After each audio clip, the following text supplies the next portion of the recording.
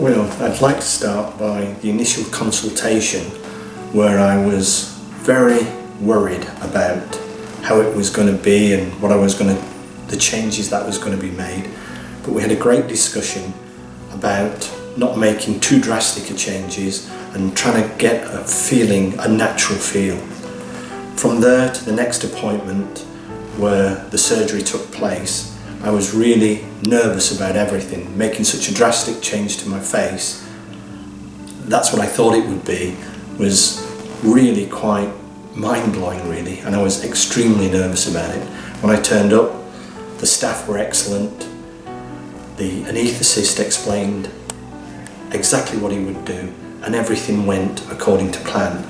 My daughter picked me up after the surgery, probably an hour afterwards. I must say I was rather daunted by how I looked.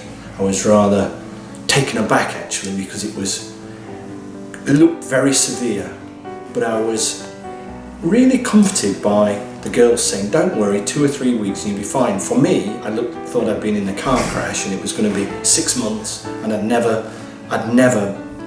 get back what I'd lost, and I was terrified. 3 weeks later, I was absolutely delighted with the results. I couldn't believe how quickly my body had healed. I felt natural, I felt 10 years younger, and it's given me a great deal of confidence to move on. And I think following the advice helped me a great deal in not being too radical. I've had a natural look. The comments that I've had from friends have all been very positive. And in fact, they haven't been able to put the finger on the difference. All they can say is, crikey, you look 10 years younger. And it is, and that's how I feel. And I think if that's how you feel, it's all been a worthwhile experience. On advice on having surgery, I would say, listen to the doctor, because he's done it a lot, and don't be excessive. I think if you're trying to change your life by leaps and bounds, I think that's where the difficulties come in. These subtle changes that maybe they don't look so subtle actually if you see the photographs before and after.